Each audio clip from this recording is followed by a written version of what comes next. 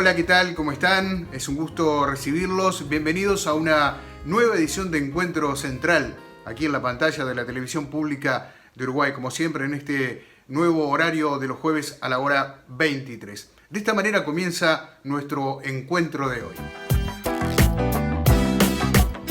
Un encuentro que está dedicado en su núcleo central, el primer y segundo bloque, a lo que tiene que ver con la reciente cumbre celebrada por la Organización Internacional del Trabajo, la COVID-19, el impacto en el mundo del trabajo, una importante reunión virtual donde mandatarios de todos los países de la región, ministros de trabajo, representantes de organizaciones empresariales y también sindicales dieron su punto de vista sobre lo que está ocurriendo en el mundo y cómo enfrentar la post-pandemia, esa denominada nueva normalidad. Vamos a comenzar mostrándoles el video con que dio inicio esta cumbre, que tuvo un encuentro regional, precisamente mirando más que nada al cono sur de América Latina. Y también escuchar posteriormente a Guy Ryder, quien es el director general de la Organización Internacional del Trabajo.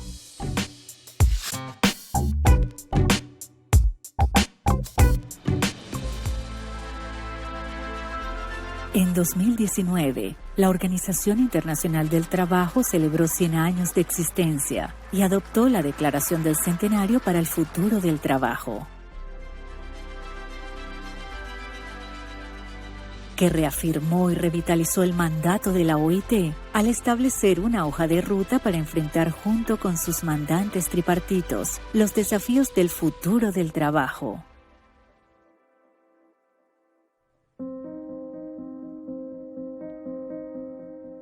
Apenas 9 meses después, la COVID-19 fue declarada como una pandemia por la Organización Mundial de la Salud. Ha tenido un efecto devastador sobre el mundo del trabajo y ha provocado una crisis humana, económica y social que no tiene precedentes en los tiempos modernos, causando sufrimiento a muchas personas y dejando al descubierto la extrema vulnerabilidad de millones de trabajadores y empresas. La COVID-19 no discrimina, pero su impacto ha sido más fuerte entre los que menos tienen, los más vulnerables, exacerbando las desigualdades que ya eran preocupantes antes de la pandemia. El efecto ha sido más pernicioso entre las mujeres, que trabajan en los sectores más golpeados por la crisis, y entre los jóvenes, que enfrentan una crisis de oportunidades y corren el riesgo de ser considerados como una generación del confinamiento. Las Américas es una de las regiones más afectadas por la pérdida de horas de trabajo en el mundo. Y las últimas estimaciones de la OIT sobre desempleo en América Latina y el Caribe indican que podría subir a casi 13%, la más alta desde que se calcula este promedio hace 30 años. La alta informalidad, que afecta a unos 140 millones de trabajadores, ha mostrado los costos de tener una fuerza de trabajo desprotegida, con bajos ingresos, para quienes fue imposible cumplir con las medidas de aislamiento social. La situación de los trabajadores migrantes es apremiante, mientras millones de pequeñas y medianas empresas se han visto forzadas a cerrar sus puertas. El mundo del trabajo no puede seguir siendo el mismo después de esta crisis. La Declaración del Centenario de la OIT puede orientarnos para responder a los desafíos económicos y sociales planteados por la COVID-19. En las Américas, como en el resto del mundo, la reconstrucción exitosa de los mercados laborales va a requerir encontrar las vías para lograr un mejor futuro del trabajo para todos.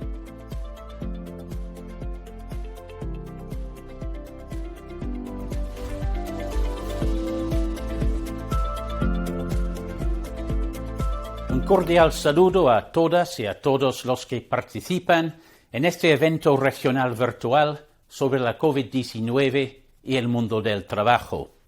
Un mundo del trabajo devastado por el virus. La pandemia ha dejado al descubierto, como ninguna otra crisis anterior, la extrema vulnerabilidad de muchos millones de trabajadores y empresas. Además, ha puesto de manifiesto las crueles consecuencias de las desigualdades y de los déficits de trabajo decente que hoy dejan a miles de millones de personas y sus familias en una situación desesperada.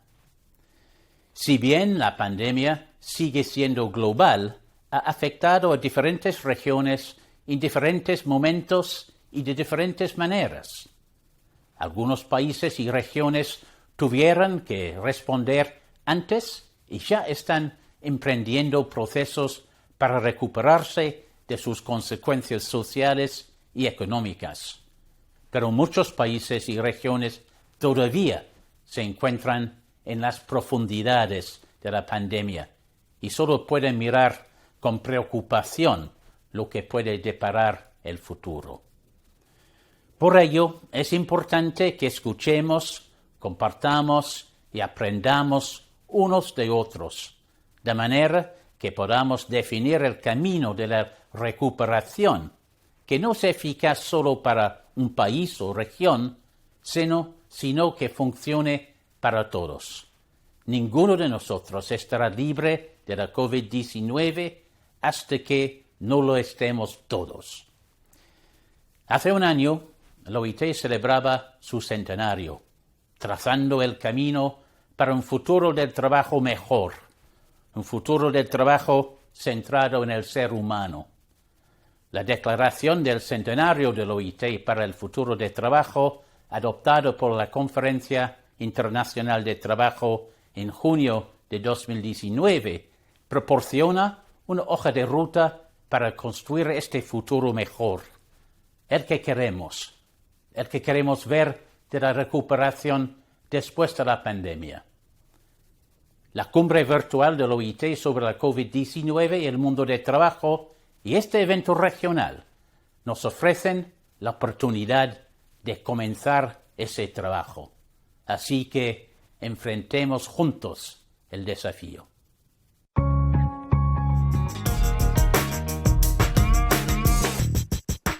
Otro organismo con importancia vital en lo que tiene que ver con el trabajo de cara a la post-pandemia es la Comisión Económica para América Latina, la CEPAL, que viene dando insumos en materia económica para reconocer, las virtudes, los defectos con que se pueden enfrentar desde distintos puntos de vista en el terreno sindical, empresarial y por supuesto de los gobiernos, esta pandemia del COVID-19 y el impacto en el mundo del trabajo. Presten atención a algunas cifras que maneja su directora Alicia Bárcena con respecto a la cantidad de empresas que podrían llegar a quebrar en América Latina. En este caso queremos referirnos sobre todo a cómo contener el contagio al empleo a través de un impulso a las empresas y a los ingresos y a los empleos en general. Nosotros hemos hecho una asociación muy rica y muy fructífera con la OIT y en eso quiero agradecerle a Vinicius porque hemos hecho realmente, yo diría, una asociación estratégica entre la CEPAL y la OIT. Y ambas instituciones estamos muy conscientes de que esta crisis está produciendo un impacto muy profundo en la economía y en la sociedad. Los impactos han sido muy duros y por lo tanto incluso nosotros habíamos previsto una caída del crecimiento en la región de menos 5,3 que vamos a revisar sin duda y nosotros vamos a presentar nuevas estimaciones la próxima semana que van a estar en torno a menos 8,7%, 8,6%, menos 8,6%. Y esto nos va a llevar sin duda a una caída mucho más profunda, vamos a tener niveles de desempleo mucho más altos que sin duda vamos a evaluar, a estimar y los vamos a dar la próxima semana. Pero ya con la caída de 5,3 ya teníamos una verdadera aumento del desempleo prácticamente llegando a 38 millones de personas. Y sin duda sabemos que este es un fenómeno global, sincrónico, ¿verdad? Es la primera vez que el mundo enfrenta con tanta sincronía un problema de choque de oferta y de demanda. Y también estamos muy conscientes de que los países han tomado medidas muy importantes para tratar de contener estos impactos tan fuertes, porque, digamos, vamos a tener aumentos de la pobreza enormes, ¿verdad? Habíamos calculado inicialmente un aumento de alrededor de 29 millones de personas en la pobreza y prácticamente 16 en la pobreza extrema, y estos números van a aumentar desafortunadamente. Ojalá y las medidas tengan un impacto positivo. También el día de hoy vamos a presentar un reporte sobre sectores y empresas y vamos a ver que varios temas. Primero que nada, nuestra productividad en América Latina es muy baja. Hoy, a pesar de los esfuerzos que se han hecho por parte de empresas, gobiernos y demás, nuestra productividad alcanza aproximadamente el 20% de la productividad de los Estados Unidos. Y esto realmente es un tema muy profundo. Y la otra es la estructura productiva de la región. Es una estructura muy heterogénea, en donde tenemos muy pocas empresas que tienen gran capital, gran tecnología, sobre todo vinculadas a recursos naturales, y luego una gran masa de pequeñas, medianas y sobre todo microempresas, que son las que más van a sufrir los impactos de esta crisis. Nosotros hemos analizado a detalle las 351 medidas adoptadas por los gobiernos, en donde se habla de la provisión de liquidez, mejor acceso al crédito, pero todavía hay una serie de problemas para poder llegar a las empresas. Hoy, al menos, estos fondos a impulsar el crédito tienen un peso alrededor del 4% del PIB, y sin duda se va a requerir mucho más. Y el otro gran tema es que nosotros estamos proponiendo, digamos, muy seriamente frente a la quiebra de empresas, porque, digamos, va a haber una quiebra posiblemente del 19% de las empresas en América Latina y el Caribe, por lo menos. Y las más afectadas van a ser sin duda las microempresas, que ya las estamos viendo sufrir, y para poder paliar estos efectos, la verdad que estamos proponiendo subsidios concretos a estas empresas, subsidios, no créditos, porque la verdad es que la recuperación va a tardar, va a ser larga. Por lo tanto, tenemos que rescatar la estructura productiva, y eso nos va a ayudar a compensar en cierta medida, si se logra rescatar la estructura productiva de las microempresas, de las pequeñas y medianas empresas. Esto va a ayudar sin duda también a proteger el empleo por un lado, y por otro a no tener una caída tan fuerte en términos de ingresos. Nosotros habíamos propuesto un ingreso básico de emergencia equivalente a una línea de pobreza por 6 meses, y en esta oportunidad lo que pensamos es que si a la vez y a la par se hacen medidas concretas para apoyar a las empresas, que también estamos calculando cuánto pueden costar, esto podría compensar en cierta medida este ingreso básico ciudadano, este ingreso básico de emergencia, al menos por los próximos meses. Y por otra parte, también hemos propuesto con la FAO un bono contra el hambre equivalente al 70% de la línea de extrema pobreza, porque sabemos que las personas que caen en extrema pobreza es que no tienen recursos para completar su canasta alimentaria. Entonces, queridos colegas, querido Vinicio, nosotros seguimos muy interesados en continuar trabajando con ustedes para delinear una hoja de ruta de mediano y largo plazo, una hoja de ruta que esté orientada a la reactivación. Hemos identificado, igual que ustedes en el reporte que lanzan el día de hoy, cuáles son los sectores más afectados y, por lo tanto, por dónde podemos ir en la producción y en la generación de empleo, que es lo más importante, y ojalá con mayor eficiencia y productividad centrarnos en algunos sectores productivos más eficientes y sin duda impulsar una sostenibilidad para la igualdad. Nosotros pensamos que la reactivación y la recuperación en América Latina tiene que hacerse sí o sí con más igualdad y con más sostenibilidad ambiental. Este diálogo que hoy se inicia nos parece muy oportuno, porque sin duda son ustedes, los ministros, los empleadores y los trabajadores, los que conjuntamente, y ojalá con el apoyo nuestro, CEPAL y OIT, podamos ir adelante en una propuesta hacia el futuro que sea mucho más igualadora para todas y que genere mayor bienestar. Y ahí solamente quiero resaltar que tanto la OIT como la CEPAL estamos muy interesados en que la región camine hacia una universalización de la protección social. Esa es la infraestructura básica de la vida. Muchas gracias. Y sin duda los organismos multilaterales de crédito, los organismos internacionales, tienen una importancia relevante en esta crisis sanitaria, en esta pandemia que afecta fuertemente la economía. El cómo salir, las ayudas posteriores que puedan brindar estos organismos a los gobiernos, y los gobiernos, los distintos estados, también manejarlos como insumos para recuperar la economía, ayudar a los trabajadores, darle una mano grande también a los empresarios. Vamos a escuchar a Moreno, precisamente presidente del BID. Como sabemos, estamos atravesando un momento extremadamente difícil, pero hay cosas sobre las cuales creo que vale la pena reflexionar. De una parte, estoy convencido que tenemos la oportunidad de salir fortalecidos de esta pandemia si trabajamos juntos para aprovechar muchas de las grandes transformaciones que esta crisis ha dejado de por medio. Por ejemplo, cuando terminemos de derrotar el virus, nos encontraremos en un mundo que sin duda va a ser mucho más digitalizado. No solamente las vías de banda ancha, sino también los accesos a las personas de utilización de sistemas digitales.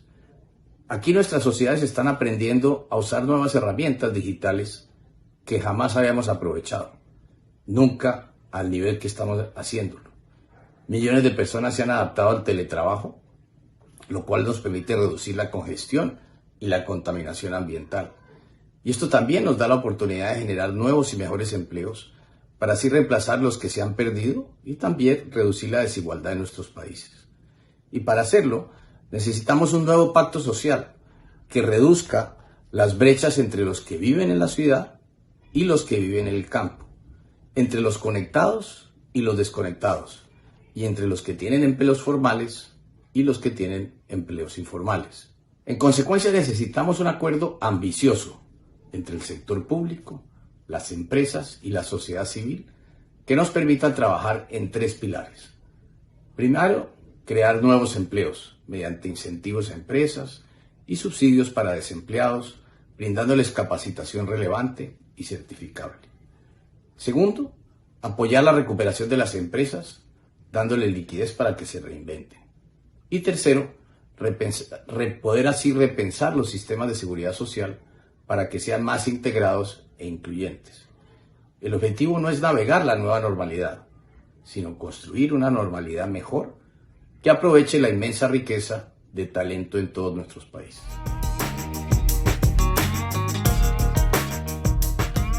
Momento de hacer una pausa en este primer bloque de Encuentro Central, donde estuvimos analizando esta cumbre mundial de la Organización Internacional del Trabajo con respecto a la pandemia y cómo esta afecta al mundo del trabajo, la pérdida de empleos, las medidas que se están utilizando por los estados, los organismos internacionales, cómo colaboran en todo esto. En el segundo bloque les prometo entrar directamente en el terreno ya del trabajo de las organizaciones empresariales, de los sindicatos y por supuesto también atender a lo que dicen los ministros de la región y también en particular al ministro de Trabajo de Uruguay. Pausa y ya venimos.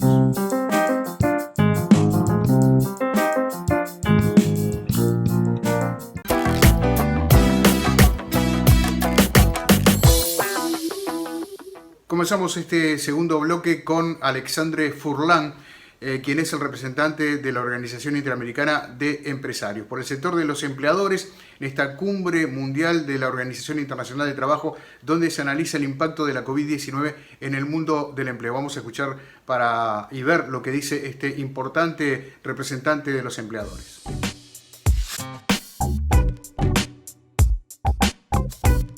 Más de 500.000 muertes, llegando a 11 millones de contagiados. En América Latina, más de 110.000 muertes, casi llegando a 3 millones de contagiados. Y el impacto económico y social de la pandemia es devastador. Más allá de reparar el daño por las vidas perdidas, algunas predicciones sobre el daño económico comienzan a tomar forma de datos ciertos y nada alentadores, yo creo. Vinicius también ya habló con la caída del PIB del 9.4, que eso significa casi 510.000 millones de dólares. Entonces, las empresas de todos los tamaños y sectores de todo el continente están luchando para tratar de sobrevivir, buscando cómo asegurar la continuidad de sus negocios y sostener los puestos de trabajo, es verdad. Y esto se percibe directamente y esta imagen, aunque se ve todos los días en la calle con comercios cerrados, con algunas excepciones, es un reflejo de una situación insostenible, tanto para los empresarios como para los trabajadores. Y es importante decir acá que lockdown no es vacuna. Si no tomamos la ciencia de los protocolos de salud y seguridad, de nada adelanta hacer lockdowns. Claro que primero preservar la salud y la seguridad de los trabajadores, pero saber que sin empresas no hay empleos. Entonces, muchas evaluaciones para intentar tirar las empresas de la inmensa mayoría de las pymes que no van a volver a abrir. Entonces, la reactivación, Gabriela, yo creo que la actividad económica, la reconstrucción de empresas, si puesta en marcha, y la restauración de los empleos en el nuevo contexto requerirán un esfuerzo colectivo extraordinario. Y a pesar de lo crítico de la situación, en lo que respecta a respuesta de corto plazo, tenemos sido testigos de que muchas organizaciones empresariales están presentando propuestas concretas a los gobiernos para intentar restringir el daño al empleo y poder mantener los puestos de trabajo. Es importante decir que allí donde están los gobiernos y la propia OIT deberían ser más activos. Cuando nuestro director, con muy buen criterio, hace mención que no debemos dejar que se contagie el empleo, tenemos que trabajar juntos para diseñar políticas de desarrollo productivo. Y es bueno aprovechar esa instancia también para reflexionar sobre temas recurrentes como el costo de la informalidad, el nivel de informalidad altísimo que tenemos en nuestro continente. Y sabemos de memoria que la informalidad es una de las más pesadas cargas para el desarrollo latinoamericano. Y ahora vamos a tener empresas cerrando y la informalidad aumentando mucho. Entonces, ni los millones de microempresarios, ni los millones de trabajadores por cuenta propia van a tener espacio, sino con una visión de mediano y largo plazo, como una oportunidad de diseñar una estrategia para disminuir la informalidad, reducirla. Y podemos empezar con los gobiernos haciendo muchas cosas por el sector privado para mejorar la productividad y las características del entorno de negocio, invertir en infraestructura, en logística, la promoción de innovación científica, tecnológica. Vamos a tener formas diferentes de trabajar y cuando hablamos en empleo, tenemos que pensar que tenemos que hablar en trabajo, mucho más que de empleo, por el número de informales. Entonces, yo creo, para no me extender, y ahí hago ahora una pequeña intervención para decir algo,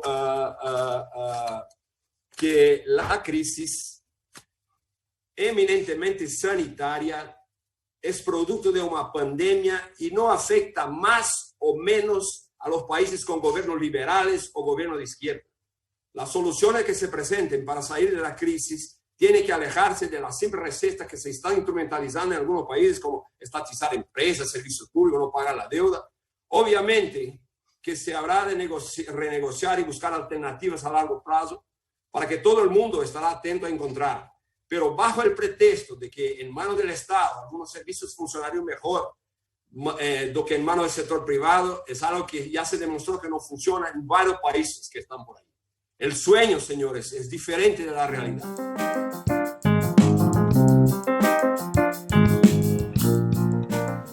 Y nos vamos ahora al análisis de los trabajadores con Rafael Freire, quien es el secretario general de la Confederación Sindical de las Américas, que nuclea más de 55 millones de trabajadores desde Estados Unidos hasta Tierra del Fuego.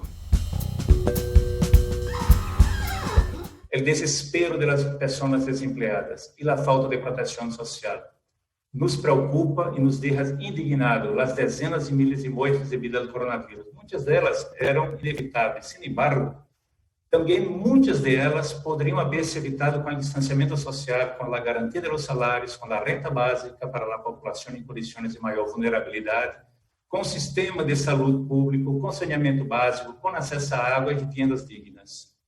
Nos alarma que en países importantes de las Américas existe el negacionismo, ataques a la ciencia, la ideologización del virus, políticas esas que amenazan otras decenas de miles de vidas.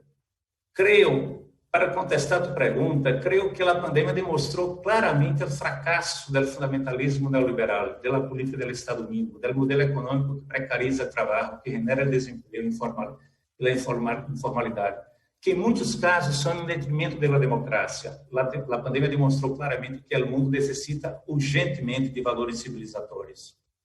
Nos preocupa que na região muitos governos aproveitam da pandemia para aprovar leis e decretos-leis que facilitam a precarização laboral, que facilitam os despidos, que atacam as negociações coletivas, que quitam direitos e, em muitos casos, que aumentam a repressão contra o nosso povo e atacam as democracias. Reconhecemos as dificuldades, as imensas dificuldades das micro, pequenas e medianas empresas e defendemos que os estados las auxiliem para que se mantenham e possam garantizar os empregos. Sin embargo, não podemos também calar-nos frente a empresas que promovem despidos massivos e realizam ajustes de salários ou, em outros casos, obrigam a los e as trabalhadoras a acudir seus lugares de trabalho sem proteção sobre a ameaça de despido. A pergunta que devemos contestar muito claramente é: que estão fazendo agora para uma nova normalidade, para uma melhor normalidade? Nós outros, desde a CSA, apresentamos como proposta a PLADA, a Plataforma de Desenvolvimento das Américas, como nossa contribuição para o desenvolvimento sustentável. Para uma nova e melhor normalidade, defendemos que, em América, que a produção e o emprego estejam no centro de um modelo econômico, com respeito ao meio ambiente, que possamos debater um modelo de consumo, com segurança e soberania alimentar, que tenhamos uma região de liberdades, onde combatimos o machismo, o patriarcado, sem violência contra as mulheres, onde respeitemos os povos indígenas, sem racismo, Black Lives Matter, vidas negras importam, onde defendemos os direitos das pessoas LGBTI+, e as liberdades em geral. Defendemos as Américas como um território de paz. Y ahora es momento de analizar por lo menos a 3 ministros de los más de 20 que estuvieron representando a América Latina, a la región concretamente, en esta cumbre mundial y en este encuentro regional sobre la COVID-19 y el impacto en el mundo del empleo. Vamos a escuchar al viceministro de Trabajo de Chile analizando los empleos del futuro, de cómo se puede ir viendo ya la nueva normalidad, al ministro de Trabajo de la República Argentina haciendo hincapié sobre el teletrabajo y la importancia que este tiene por estos momentos que nos toca vivir a nivel mundial, y al ministro de Trabajo de Uruguay, Pablo Mieres, quien de esta manera hacía una reseña de lo acontecido en Uruguay con la pandemia de coronavirus. Yo diría, antes que nada, recordar siempre que detrás de los números de esta tragedia que estamos viviendo hay cientos de miles de seres humanos, millones, cuyos trabajos, emprendimientos y vidas hoy están atravesando una situación realmente dramática. Me parece que es bueno decir que detrás de los números están las personas y obviamente eso es parte de la preocupación de la OIT y también de los gobiernos. En Uruguay la emergencia sanitaria se declaró el viernes 13 de marzo. Fue el mismo día que se detectaron los primeros casos en nuestro país. Para hacerse una idea del impacto, del 1 al 15 de marzo habían existido 8.000 solicitudes al seguro de paro y del 16 al 31, es decir, a partir de la emergencia sanitaria, hubo 82.000 solicitudes, otras 84.000 en abril, en mayo 49.000 más. En total han estado o están actualmente en el seguro de paro alrededor de 250.000 trabajadores. A eso hay que sumar el impacto en 400.000 trabajadores informales y casi 100.000 empresas unipersonales o trabajadores autónomos, que ninguno de ellos, por cierto, tiene derecho al seguro de paro. Para tener una idea del impacto también hay que decir que en febrero en Uruguay teníamos 50.000 trabajadores amparados al seguro de paro, que ya era una cifra importante porque en nuestro país venía habiendo una tendencia al deterioro del empleo previo a la situación de pandemia, y en marzo pasaron a ser 120.000 y en abril y mayo casi 200.000. La tasa de desocupación no ha crecido no porque no haya problemas de empleo, sino porque no hay personas buscando trabajo. y porque además muchos están en seguro de paro y por lo tanto esperan la posibilidad de la reincorporación. Pero la tasa de empleo, es decir, los empleados, disminuyó en 6 puntos e implica una pérdida de alrededor de 100.000 puestos de trabajo, de acuerdo a los datos que tenemos hoy en día. ¿Cuáles fueron las respuestas que desde el gobierno uruguayo se han dado ante esta enorme crisis? Por supuesto, tomamos medidas inmediatas de control sanitario, cierre de las clases en todo el sistema educativo del mismo momento en que se declaró la emergencia, cierre de espectáculos artísticos y culturales, cierre de fronteras, pero no optamos por la cuarentena general y obligatoria. Optamos por un llamado a la responsabilidad ciudadana, una exhortación a quedarse en casa, al distanciamiento social, al uso de las mascarillas, el trabajo a domicilio, la telemedicina, la enorme intensidad del testeo para chequear por dónde estaban ocurriendo los riesgos, el rol orientador del científico, de los científicos, el seguimiento de los infectados y sus vínculos, el manejo, yo diría, bastante intenso, totalmente intenso de los focos de infección.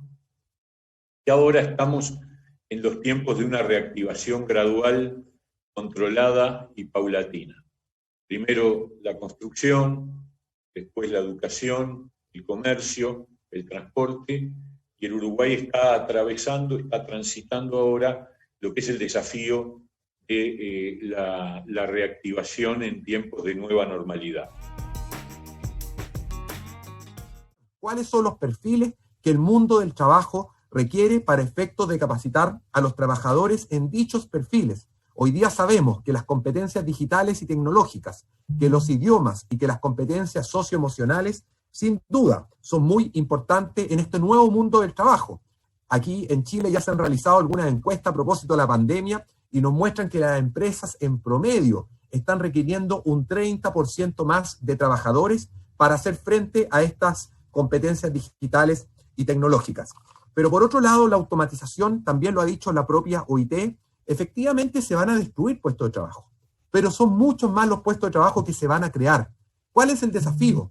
Que los puestos de trabajo que se crean no necesariamente son para las mismas personas y en los mismos lugares que aquellos que se destruyen. Y por eso que es tan importante esto de trabajar en capacitación, esto de conectar lo que es la capacitación laboral con la oferta de la capacitación y de la formación técnica y profesional. Hoy día en muchos de nuestros países la formación técnica y profesional funciona como verdaderos silos, aislados de la capacitación laboral. Necesitamos conectar esto de buena manera.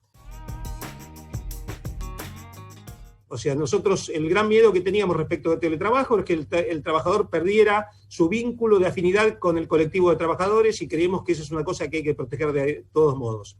La ley establece principios generales y el detalle, o sea, cómo va a funcionar esto, lo hemos dejado librado a los convenios colectivos. De modo tal que será la negociación colectiva la que definirá los detalles de cómo va a implementarse esta forma de trabajo. No creemos que estemos frente a un nuevo estatuto de trabajador, sino simplemente a un modo de prestación del mismo contrato de trabajo. Bien, y de esta manera cerramos lo que ha sido esta cumbre mundial de la OIT vinculada a la COVID-19 y su impacto en el mundo del trabajo, con estos encuentros regionales de los cuales participaba por Uruguay el ministro de Trabajo Pablo Mieres, que veíamos hace minutos nada más. Momento de hacer una pausa, tercer y último bloque, donde también estaremos, ya desde otro punto de vista, analizando impactos de la pandemia de coronavirus, por ejemplo, en Europa, que ha comenzado ya su verano en esa zona del mundo y el comienzo de las vacaciones y cómo se está viviendo todo esto. Los espero a la vuelta.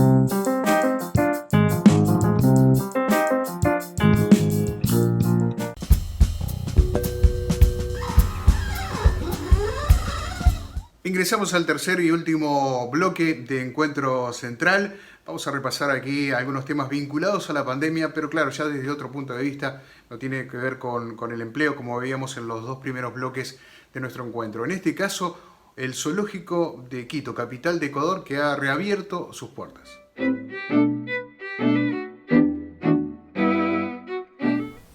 Después de 110 días de confinamiento debido a la emergencia sanitaria del coronavirus, el zoológico de Quito reabre sus puertas al público tras sufrir el golpe de la crisis en la economía para financiar este espacio. Como indica la alcaldía, la apertura se ha producido bajo medidas de bioseguridad que incluyen un nuevo diseño del recorrido, aforo limitado de 435 personas con el fin de garantizar el distanciamiento social en sus 12 hectáreas, uso obligatorio de mascarillas, control de temperatura y un horario restringido para la visita que será de lunes a sábado de 9 de la mañana a 4 de la tarde. Martín Bustamante, director del parque, cuenta cuáles son las intenciones de la reapertura. Abrimos este espacio con la intención de reencontrarnos, ¿no? De volver a poner en juego la propuesta de educación ambiental, de sensibilización.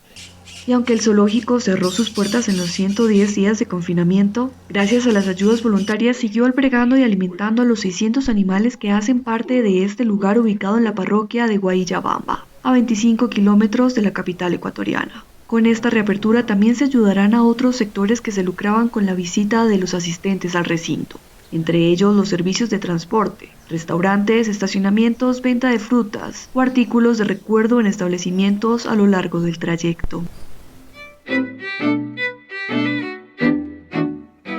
Bueno, han vuelto las vacaciones a Europa en esta nueva normalidad. ¿Cómo se desarrollarán las mismas? ¿Cuáles serán las nuevas costumbres, esta nueva normalidad por parte de los turistas? ¿La gente tomará medios de transporte masivos? ¿Cómo planifican sus vacaciones? Vamos a ver este trabajo de la televisión alemana cuando en Europa precisamente llegó el verano y llegaron las vacaciones. Por fin llegó el verano y la época de vacaciones en Europa, pero ¿podremos viajar este año? Si es así, ¿a dónde y cómo? La pandemia arruinó nuestros planes. Nuestro tema de hoy es viajar.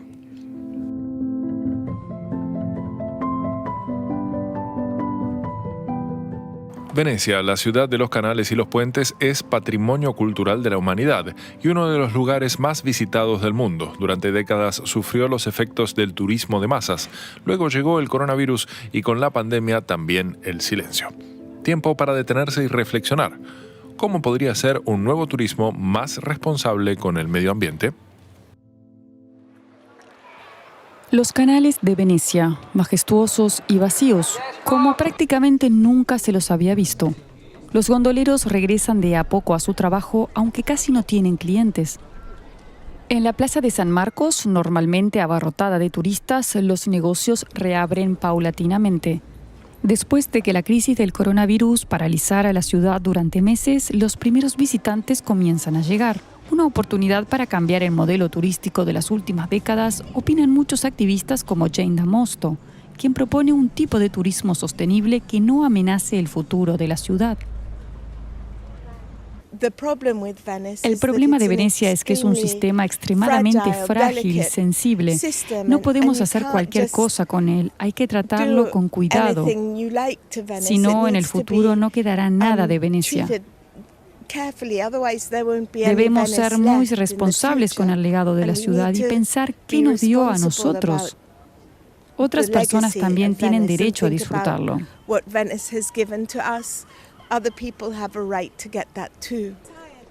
Jane cuenta que Venecia tiene un estilo de vida único que corre peligro de desaparecer.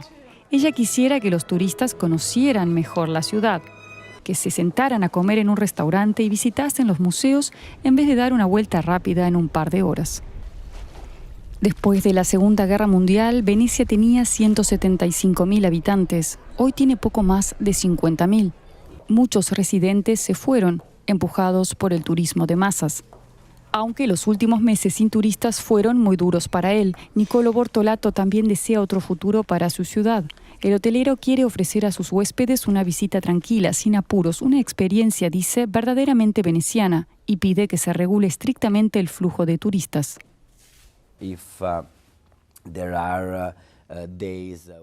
Los días en que hay demasiada gente dando vueltas por aquí es porque se organizaron mal los eventos.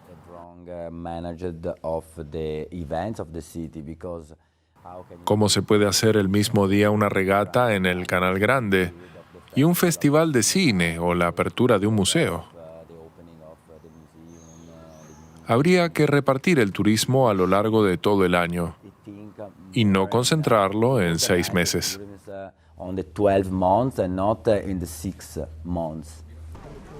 Venecia debe redefinir su futuro, coincide la directora de turismo de la ciudad, pero sin tomar medidas drásticas. Primero hay que recopilar los datos, asegura. No somos un museo. No vamos a poner un tope de visitantes, eso no lo hace ninguna ciudad del mundo. Mucha gente habla del número de turistas, 50 millones, 30 millones, etcétera, pero eso no es cierto. Lo que quiero hacer yo es contarlos. Quiero saber cuánta gente ingresa por día.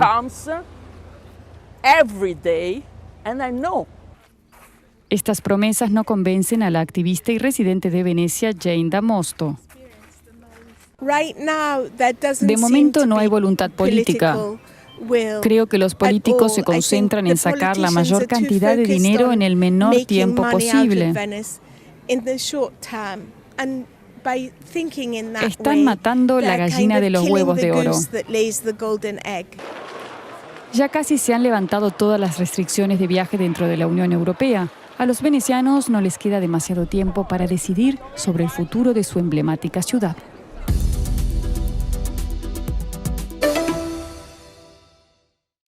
Mallorca y los alemanes se necesitan mutuamente. La isla espera a los turistas y los veraneantes quieren acudir a su destino favorito. Mallorca quiere mostrar que está preparada para las vacaciones en tiempos de coronavirus. La isla ha realizado un proyecto piloto con un primer grupo de turistas alemanes. 3 meses ha esperado Mallorca la llegada de este vuelo. Los primeros turistas de la etapa post-confinamiento, unas vacaciones de prueba con el riesgo siempre presente. Que las cosas han cambiado se aprecia ya en el aeropuerto. Cámaras térmicas y controles sanitarios. El veraneo como noticia. Ni siquiera cuando llegaron los primeros alemanes tras la caída del muro hubo tanta expectativa. ¿Cómo estuvo el vuelo? El vuelo bien, pero lleno de periodistas. Eso fue lo más extraño. Los turistas alemanes son los primeros que pueden volver, debido a la baja tasa de infección en su país de origen, además de su importancia económica para la isla. Antonia y Thomas Tobo son de Bonn.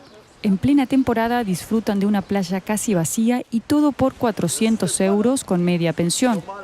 No les molesta que los clubes de la isla sigan cerrados por razones de salud pública. ¿Qué podría ser más emocionante que Mallorca sin turistas? Creo que lo merecemos además. Por ejemplo, yo soy enfermera y donde trabajo fue centro de admisión de pacientes con síntomas de COVID-19, así que ahora tenemos algo, por así decirlo.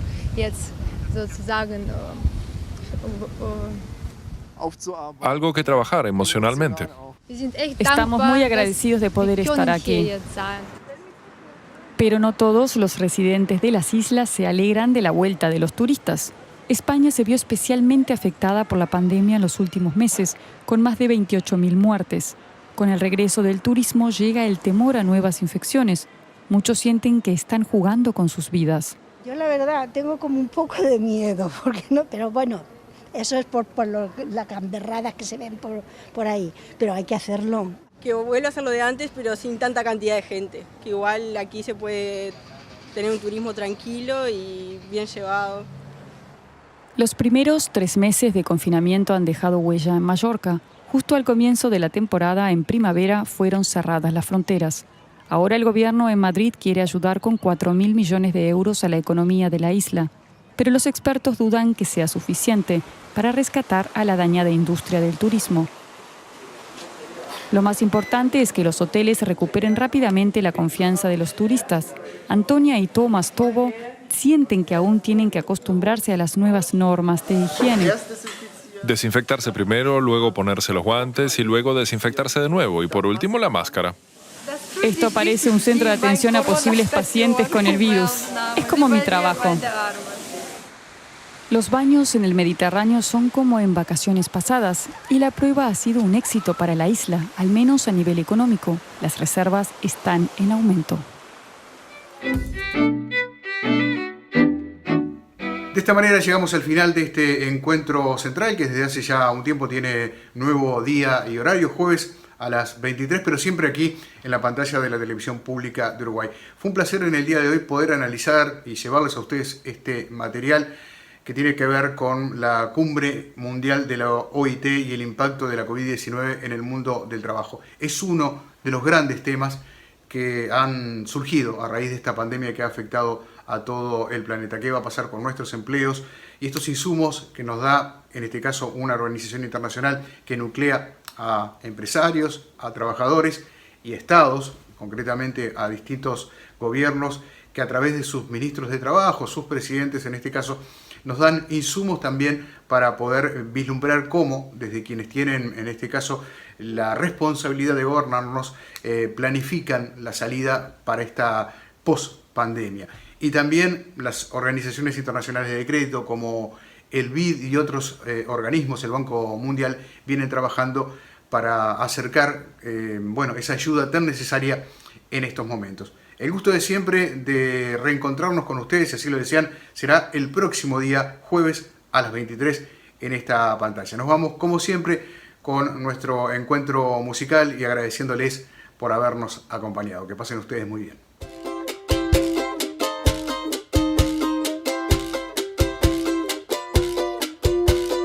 Eso que tú me das es mucho más de lo que pido. Todo lo que me das es lo que ahora necesito. Eso que tú me das no creo lo tenga merecido. Por todo lo que me das te estaré siempre agradecido. Así que gracias por estar, por tu amistad y tu compañía. Eres lo mejor que me ha dado la vida. Por todo lo que recibí, estar aquí vale la pena. Gracias a ti